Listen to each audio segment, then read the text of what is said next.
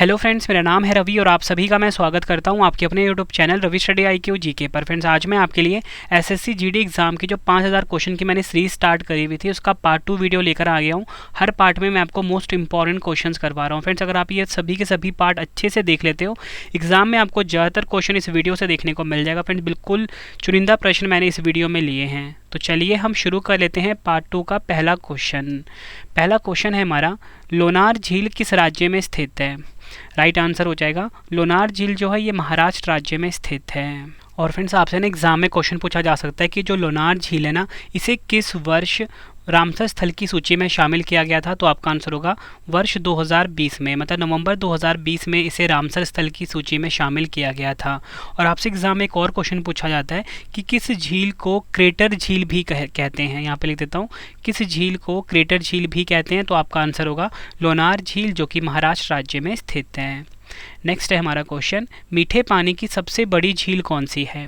Right answer हो जाएगा वुलर झील। वुलर झील जो है फ्रेंड्स, ये मीठे पानी की सबसे बड़ी झील का नाम है। देखो फ्रेंड्स, मैंने यहाँ पे आपको ये तो करवा दिया कि मीठे पानी की सबसे बड़ी झील का नाम है वुलर झील। ठीक है, अगर आपसे ये पूछा जाए कि वुलर झील कहाँ पर है, तो वुलर झील है जम्मू कश्मीर केंद्र शासित प्रदेश में।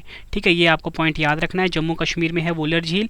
और अगर आपसे पूछा जाए कि जो वुलर झील है इसका उद्गम स्थल कौन सी नदी है, मतलब कौन सी नदी से ये जो मीठे पानी की सबसे बड़ी झील है वुलर झील ये निकलती है, तो आपका आंसर हो जाएगा झेलम नदी। ये भी आपको ध्यान रखना है। मैं जितने भी आपको एडिशनल फैक्ट बता रहा हूँ ना, सब अपने आप में क्वेश्चन और प्रीवियस ईयर में कई बार पूछे गए हैं। नेक्स्ट है हमारा क्वेश्चन, खारे पानी की सबसे बड़ी झील कौन सी है? राइट आंसर हो जाएगा सांभर झील। सांभर झील जो है ये खारे पानी की सबसे बड़ी झील का नाम है। और फ्रेंड्स, ये सांभर झील जो है ये भारत के राजस्थान राज्य में स्थित है। नेक्स्ट है हमारा क्वेश्चन, संविधान के किस अनुच्छेद में धन विधेयक की परिभाषा दी गई है?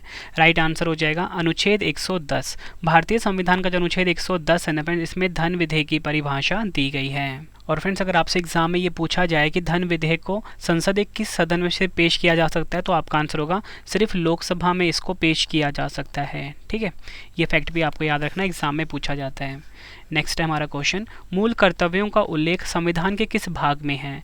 डबल स्टार मार्क कर लेना इस क्वेश्चन को, तो आपका आंसर होगा मूल कर्तव्यों का उल्लेख संविधान के भाग 4 क में है। और फ्रेंड्स, अगर आपसे एग्जाम में ये पूछा जाए कि भारतीय संविधान में मूल कर्तव्यों की संख्या कितनी है, तो आपका आंसर होगा 11। ठीक है, और एक और मोस्ट इंपॉर्टेंट फैक्ट आपको बताने लगा हूँ, ये क्वेश्चन एग्जाम में हर बार पूछा जाता है कि संविधान के किस संशोधन द्वारा मूल कर्तव्यों को संविधान में जोड़ा गया? तो आपका आंसर हो जाएगा 42वां संविधान संशोधन। कब हुआ था? 1976 में। तो 42वां संविधान संशोधन 1976 के द्वारा मूल कर्तव्यों को संविधान में जोड़ा गया था। दोनों फैक्ट आपके लिए काफ़ी इंपॉर्टेंट है, और जो क्वेश्चन था वो तो इम्पॉर्टेंट है ही। नेक्स्ट है हमारा क्वेश्चन, भारत के नागरिकों को कितनी प्रकार से नागरिकता प्राप्त है? राइट आंसर हो जाएगा भारत के नागरिकों को सिर्फ एक प्रकार की नागरिकता प्राप्त है, वो है एकल नागरिकता। और फ्रेंड्स, अगर आपसे पूछा जाए कि भारतीय संविधान के किस भाग में नागरिकता के बारे में बताया गया है, तो आपका आंसर होगा भाग 2। ठीक है, ये पॉइंट भी आपने याद रखना है। और अगर अनुच्छेद पूछा जाए तो अनुच्छेद 5 से लेकर 11 जो है भारतीय संविधान का, इसमें बताया गया है नागरिकता के बारे में। नेक्स्ट है हमारा क्वेश्चन, देश का सर्वोच्च विधि अधिकारी कौन होता है? राइट आंसर हो जाएगा महान्यायवादी। महान्यायवादी जो होता है फ्रेंड्स, ये देश का सर्वोच्च विधि अधिकारी होता है। और फ्रेंड्स, अगर आपसे एग्जाम में ये पूछा जाए कि भारत के महान्यायवादी की नियुक्ति कौन करता है, तो आपका आंसर हो जाएगा भारत के राष्ट्रपति जो होते हैं, ये जो देश के सर्वोच्च विधि अधिकारी होते हैं महान्यायवादी, इनकी नियुक्ति करते हैं। नेक्स्ट क्वेश्चन है हमारा, नियंत्रक एवं महालेखा परीक्षक का कार्यकाल कितना होता है? राइट आंसर हो जाएगा इस क्वेश्चन का 6 वर्षों का होता है नियंत्रक एवं महालेखा परीक्षक का कार्यकाल। और फ्रेंड्स, एग्जाम में ना एक क्वेश्चन बार बार पूछा जाता है कि जो नियंत्रक एवं महालेखा परीक्षक का जो पद है, ध्यान से सुनना, नियंत्रक एवं महालेखा परीक्षक का जो पद है वो किस देश से लिया गया है? तो आपका आंसर हो जाएगा ब्रिटेन देश से लिया गया है, ये आपको ध्यान रखना है। नेक्स्ट है हमारा क्वेश्चन, किस अधिनियम के अंतर्गत सर्वोच्च न्यायालय की स्थापना हुई है? राइट आंसर हो जाएगा रेगुलेटिंग एक्ट 1773। रेगुलेटिंग एक्ट 1773 अधिनियम के अंतर्गत सर्वोच्च न्यायालय की स्थापना हुई है। और फ्रेंड्स, अगर आपसे एग्जाम में ये पूछा जाए कि भारत में सर्वोच्च न्यायालय की स्थापना कब हुई थी, तो आपका आंसर हो जाएगा जो भारत का सर्वोच्च न्यायालय है इसकी स्थापना हुई थी 26 जनवरी 1950 को। ठीक है, यहाँ पे लिख देता हूँ 26 जनवरी 1950 को स्थापना हुई थी भारत के सर्वोच्च न्यायालय की।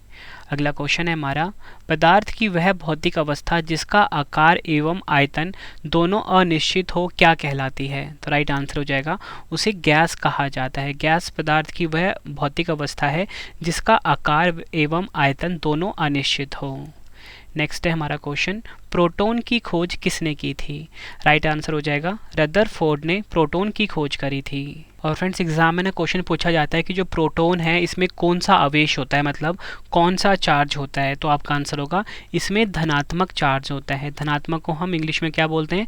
पॉजिटिव चार्ज होता है किसमें? प्रोटॉन में। और इसकी खोज करी थी रदरफोर्ड ने। अगला क्वेश्चन है, इलेक्ट्रॉन की खोज किसने की? राइट आंसर हो जाएगा जे थॉमसन। जे थॉमसन ने इलेक्ट्रॉन की खोज करी थी। और फ्रेंड्स अगर आपसे एग्जाम में पूछा जाए कि इलेक्ट्रॉन पे कौन सा चार्ज होता है, इलेक्ट्रॉन पे नेगेटिव चार्ज होता है, यानी कि ऋणात्मक चार्ज होता है। नेक्स्ट है, 1857 की क्रांति का चिन्ह क्या निश्चित किया गया? राइट आंसर हो जाएगा कमल वह रोटी जो है ये 1857 की क्रांति का चिन्ह को निश्चित किया गया था। और फ्रेंड्स आपको मैं एक और इम्पॉर्टेंट फैक्ट बताने लगा हूँ अभी। देखो 1857 की जो क्रांति है ना, जो 1857 का जो विद्रोह है ये शुरू हुआ था कहाँ से? मेरठ से। ठीक है, यहाँ पे ले देता हूँ, मेरठ से शुरू हुआ था। कब शुरू हुआ था?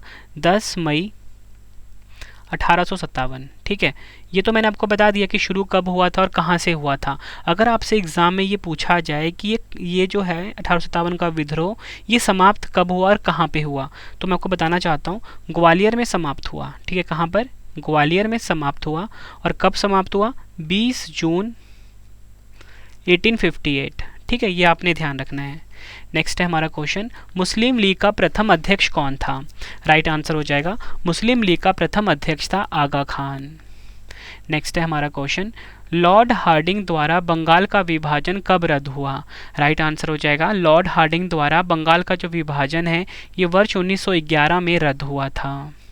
नेक्स्ट है, भारत के कुल कितने पड़ोसी देश हैं? भारत के कुल मिला के 9 पड़ोसी देश हैं, ये आपने ध्यान रखना है। और फ्रेंड्स मैं आपको ये जो 9 पड़ोसी देश हैं इनके नाम भी बता देता हूँ, आप ध्यान से सुनना। अफगानिस्तान जो कि सबसे छोटी सीमा बनाता है, फिर बांग्लादेश, ठीक है, भूटान, चीन, म्यांमार, नेपाल, पाकिस्तान। कुल मिला के ये है 7 पड़ोसी देश भारत के। और आपको बताना चाहता हूँ फ्रेंड्स, देखो 7 तो पड़ोसी देश हो गए जो कि स्थल सीमा से लगे हुए हैं, लेकिन इसमें 2 जो हैं वो जलीय सीमा से जुड़े हुए हैं, तो दोनों का नाम आपको पता होने चाहिए। तो जो 2 जलीय सीमा वाले हैं वो है श्रीलंका और मालदीव। इसलिए फ्रेंड्स मैंने यहाँ पे लिखा 7+2। नेक्स्ट है हमारा क्वेश्चन, भारत की सबसे लंबी सीमा किस देश के साथ लगती है? राइट आंसर हो जाएगा बांग्लादेश के साथ भारत की सबसे लंबी सीमा लगती है, ये आपको याद रखना है। सीमा की लंबाई कितनी है फ्रेंड्स? 4096.7 किलोमीटर, ये भी आपको पता होना चाहिए। नेक्स्ट है हमारा क्वेश्चन, विश्व की कुल जनसंख्या का कितने प्रतिशत भारत में निवास करती है? राइट आंसर हो जाएगा 17%। नेक्स्ट है, मैकमोहन रेखा किन 2 देशों के बीच है? राइट आंसर हो जाएगा भारत वह चीन के बीच स्थित है मैकमोहन रेखा। और अगर आपसे पूछा जाए रेडक्लिफ रेखा किन 2 देशों के बीच है, तो रेडक्लिफ रेखा है भारत और पाकिस्तान के बीच में। नेक्स्ट है, न्यू मूर द्वीप कहाँ स्थित है? राइट आंसर हो जाएगा जो न्यू मूर द्वीप है ना फ्रेंड्स ये अंडमान सागर में स्थित है। और अंडमान सागर कहाँ पर है? बंगाल की खाड़ी में। नेक्स्ट है, अरावली की पहाड़ियाँ किस राज्य में स्थित हैं? तो आपका बताना चाहता हूँ राजस्थान में स्थित है अरावली की पहाड़ियाँ, और ये सबसे पुरानी पहाड़ियों में से एक है अरावली की पहाड़ी। ठीक है, और विश्व की सबसे पुरानी पहाड़ियाँ पूछी जाएँ आपसे तो भी आपका आंसर अरावली की पहाड़ियाँ ही होंगी। नेक्स्ट है, सांबर झील किस राज्य में है? राजस्थान राज्य में है सांबर झील। नेक्स्ट है हमारा क्वेश्चन, थॉमस कप तथा उबेर कप किस खेल में प्रयोग किए जाते हैं? राइट आंसर हो जाएगा बैडमिंटन में थॉमस कप तथा उबेर कप का प्रयोग होता है, ये आपको ध्यान रखना है। थॉमस कप बेसिकली पुरुषों के लिए होता है और उबेर कप जो होता है महिलाओं के लिए होता है, और ये बैडमिंटन खेल से जुड़ा हुआ है, एग्जाम में कई बार पूछा गया क्वेश्चन है। नेक्स्ट है हमारा क्वेश्चन, संविधान के किस अनुच्छेद के अंतर्गत राष्ट्रपति लोकसभा भंग कर सकता है? राइट आंसर हो जाएगा भारतीय संविधान का जो अनुच्छेद 85 है इसके अंतर्गत जो राष्ट्रपति है ना ये लोकसभा को भंग कर सकता है। और फ्रेंड्स एग्जाम में ना एक क्वेश्चन बार बार पूछा जाता है कि भारतीय संविधान का वह कौन सा अनुच्छेद है जो राष्ट्रपति के महाभियोग से संबंधित है? फिर से बता देता हूँ, राष्ट्रपति के महाभियोग से संबंधित है, तो आपका आंसर हो जाएगा अनुच्छेद 61। नेक्स्ट है हमारा क्वेश्चन, संविधान के किस अनुच्छेद के अंतर्गत संविधान संशोधन की प्रक्रिया का उल्लेख है? राइट आंसर हो जाएगा भारतीय संविधान का जो अनुच्छेद 368 है ना, इसमें संविधान संशोधन की प्रक्रिया के बारे में बताया गया है। अनुच्छेद 368 और भाग पूछा जाए तो भाग 20। नेक्स्ट है हमारा क्वेश्चन, भारत के पूर्वी समुद्र तट को किस नाम से जाना जाता है? तो आपका आंसर हो जाएगा कोरोमंडल तट जो है इसके नाम से जाना जाता है भारत का जो पूर्वी समुद्री तट है। नेक्स्ट है हमारा क्वेश्चन, हैदराबाद का जुड़वा नगर कौन सा है? राइट आंसर हो जाएगा सिकंदराबाद जो है फ्रेंड्स, ये हैदराबाद का जुड़वा नगर है। अगला क्वेश्चन, अरावली के पूर्व की ओर से कौन सी नदी निकलती है? राइट आंसर हो जाएगा बनास नदी जो है फ्रेंड्स, ये अरावली के पूर्व की ओर से निकलती है।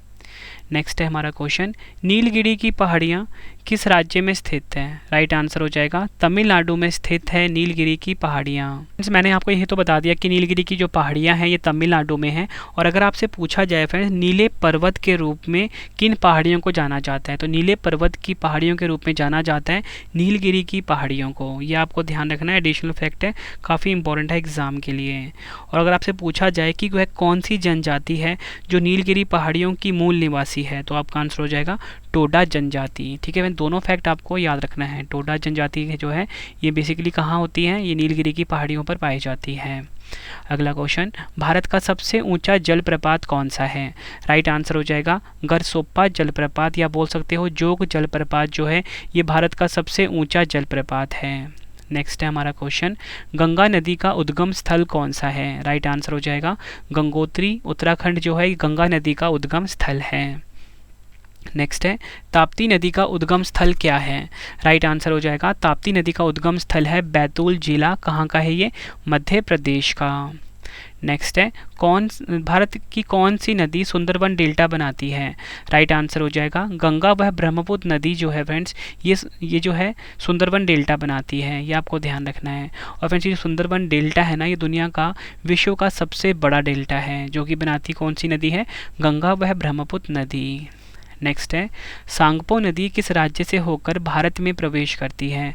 राइट आंसर हो जाएगा अरुणाचल प्रदेश। तो फ्रेंड्स आप ये पूछोगे आप कि भारत में तो हम किसी नदी को सांगपो के नाम से जानते ही नहीं है, तो ये सांगपो नदी है कौन सी? तो फ्रेंड्स बेसिकली ना सांगपो नदी ना ब्रह्मपुत्र नदी का नाम है। ठीक है, नेक्स्ट है हमारा क्वेश्चन, कौन सी नदी भ्रंश द्रोणी से होकर बहती है? राइट आंसर हो जाएगा नर्मदा नदी जो है फ्रेंड्स ये भ्रंश द्रोणी से होकर बहती है। और फ्रेंड्स अगर आपसे एग्जाम में ये पूछा जाए कि नर्मदा नदी का उद्गम स्थल क्या है, तो नर्मदा नदी का उद्गम स्थल है अमरकंटक की पहाड़ियाँ। ठीक है, अमरकंटक।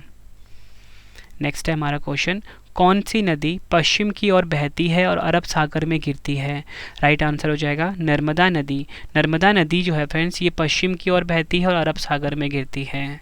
अगला क्वेश्चन है हमारा, कौन सी नदी कपिल जलधारा प्रपात का निर्माण करती है? राइट आंसर हो जाएगा नर्मदा नदी।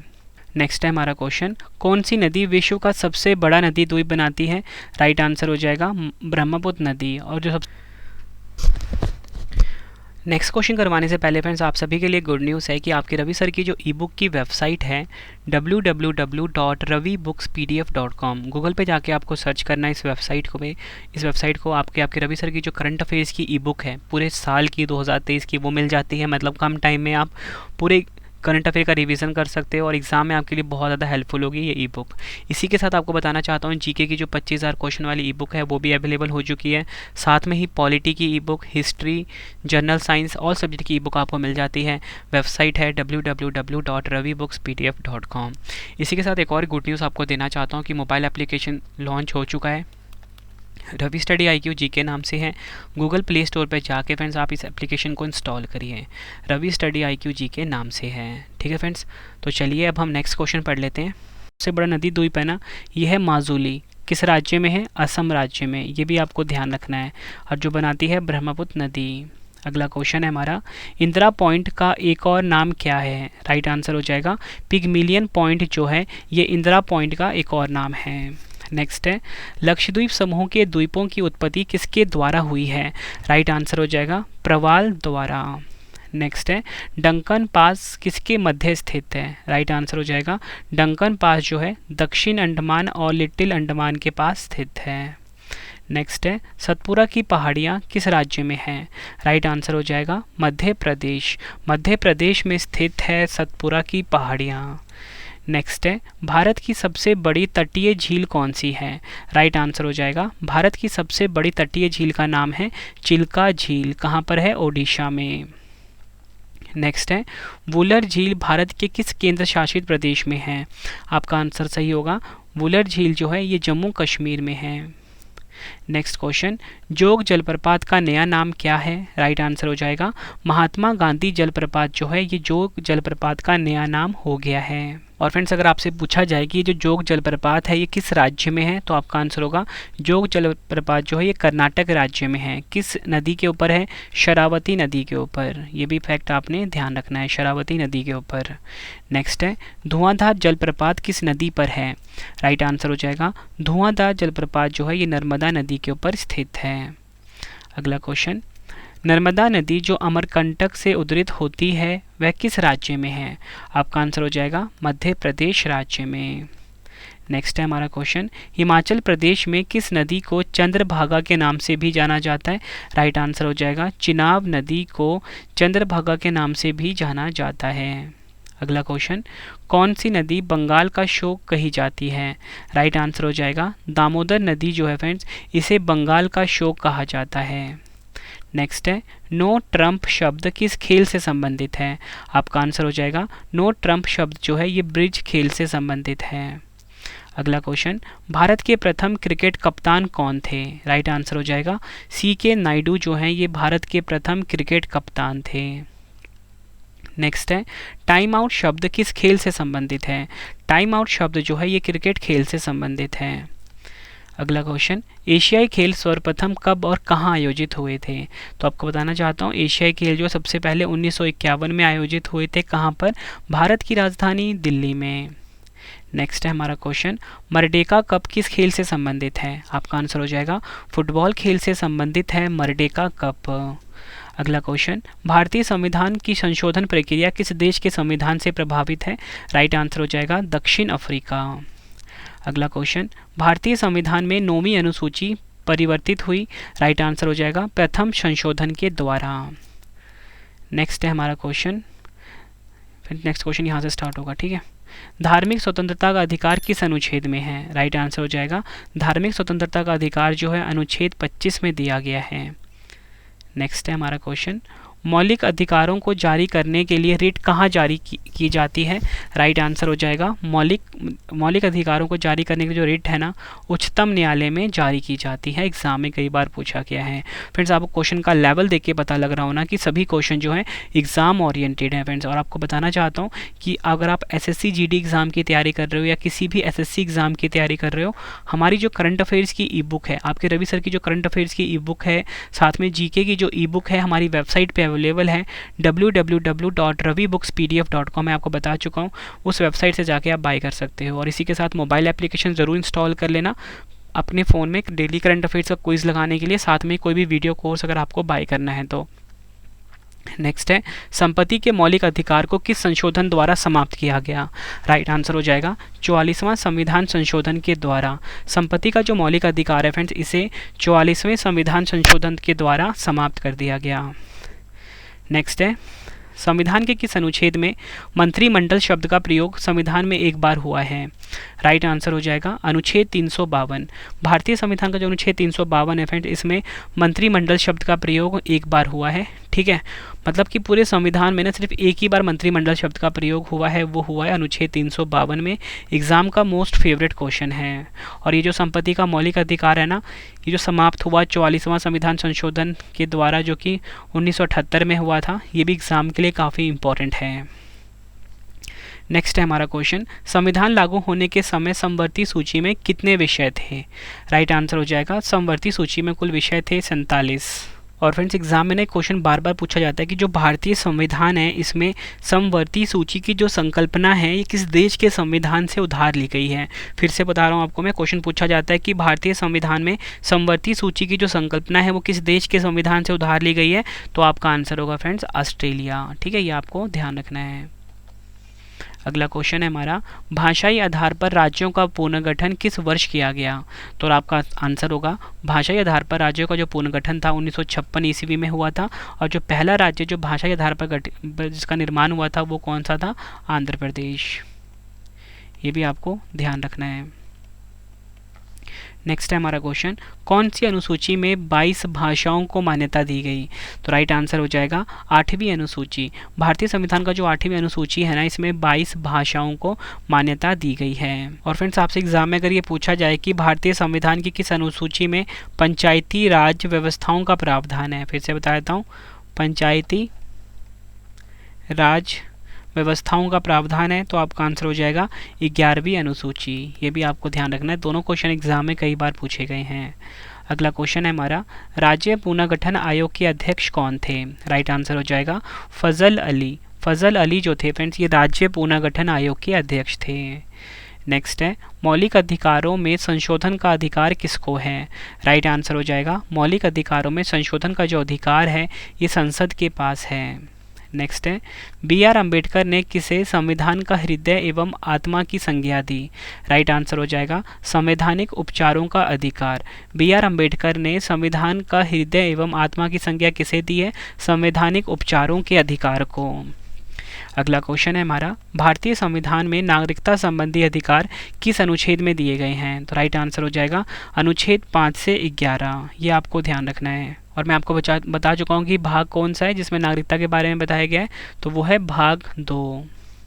अगला क्वेश्चन है हमारा, कितने वर्षों तक बाहर रहने पर नागरिकता समाप्त हो जाती है? राइट आंसर हो जाएगा 7 वर्ष। अगला क्वेश्चन, लोकसभा अध्यक्ष अपना त्यागपत्र किसे देता है? राइट आंसर हो जाएगा लोकसभा अध्यक्ष जो है फ्रेंड्स अपना त्यागपत्र जो है लोकसभा उपाध्यक्ष को देता है। और फ्रेंड्स, आपसे एग्जाम में अगर ये पूछा जाए कि जो लोकसभा अध्यक्ष होते हैं ना, इसे कौन चुनते हैं, तो आपका आंसर होगा लोकसभा के जो सदस्य होते हैं ना फ्रेंड्स, वही लोकसभा अध्यक्ष को चुनते हैं।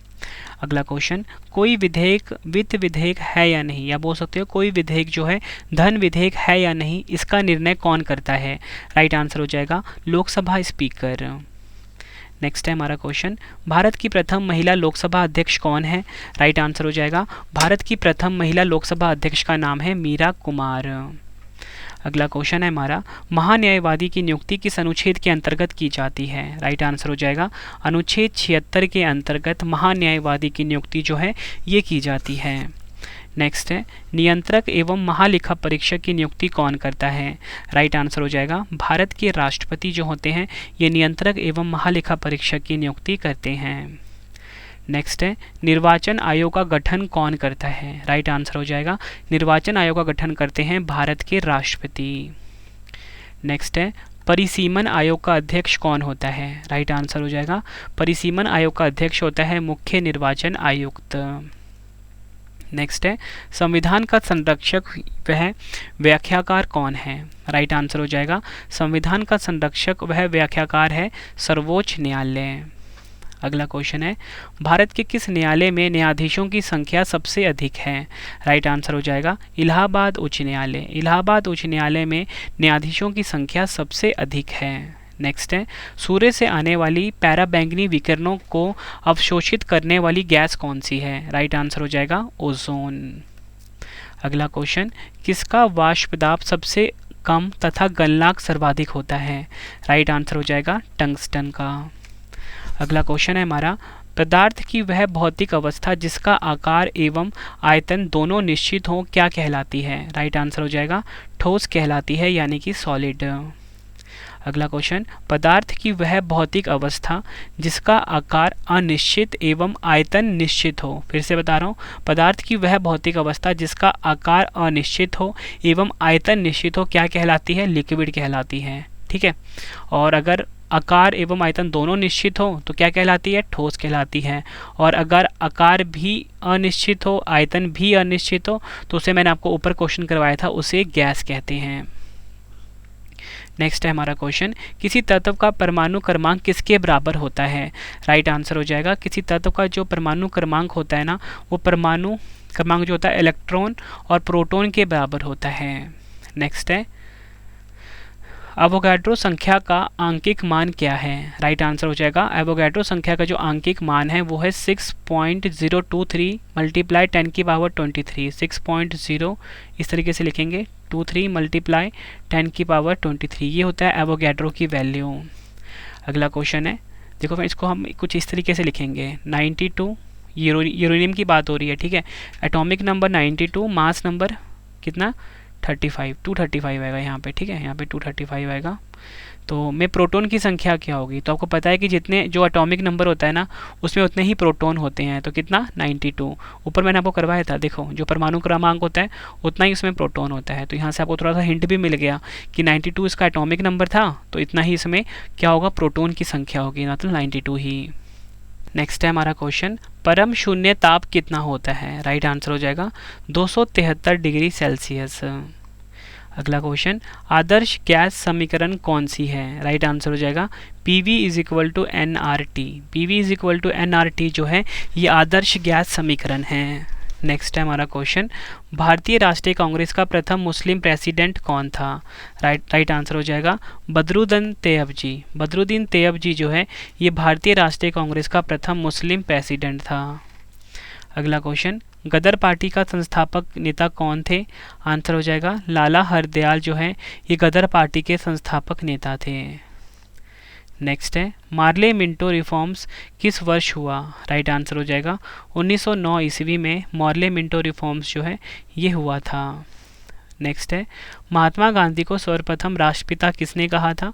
राइट आंसर हो जाएगा सुभाष चंद्र बोस ने महात्मा गांधी को सर्वप्रथम राष्ट्रपिता कहा था। नेक्स्ट है, भारतीय सिविल सेवा में चुने जाने वाला पहला भारतीय कौन था? राइट आंसर हो जाएगा सत्येंद्र नाथ टैगोर जो है ये भारतीय सिविल सेवा में चुने जाने वाला पहला भारतीय थे। नेक्स्ट है, बाल गंगाधर द्वारा आरंभ की गई पत्रिका कौन सी थी? राइट आंसर हो जाएगा बाल गंगाधर द्वारा आरंभ की गई जो पत्रिका थी वो थी केसरी। नेक्स्ट है, सैंडर्स की हत्या किसने की थी? राइट आंसर हो जाएगा भगत सिंह ने सैंडर्स की हत्या करी थी। अगला क्वेश्चन, काकोरी ट्रेन डकैती के नायक कौन थे? राइट आंसर हो जाएगा काकोरी ट्रेन डकैती के नायक थे राम प्रसाद बिस्मिल। नेक्स्ट है, गांधी जी किस गोलमेज सम्मेलन में भाग लेने के लिए लंदन गए थे? राइट आंसर हो जाएगा गांधी जी जो है द्वितीय गोलमेज सम्मेलन में भाग लेने के लिए लंदन गए थे। नेक्स्ट है, तमिलनाडु के त्योहारों में से कौन सा भगवान मुरुगा को समर्पित है? राइट आंसर हो जाएगा थाई पूसम।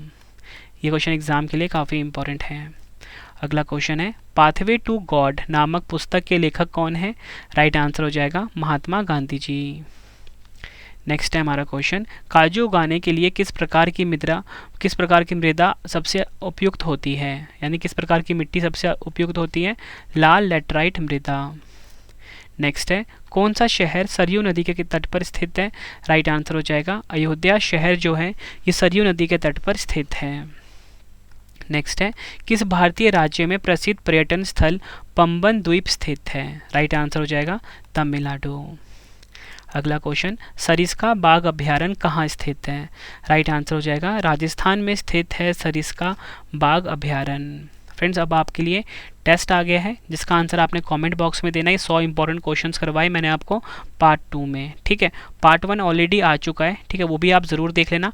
एक प्लेलिस्ट बना दूंगा मैं आप सभी के लिए SSC GD जी के नाम से, ठीक है।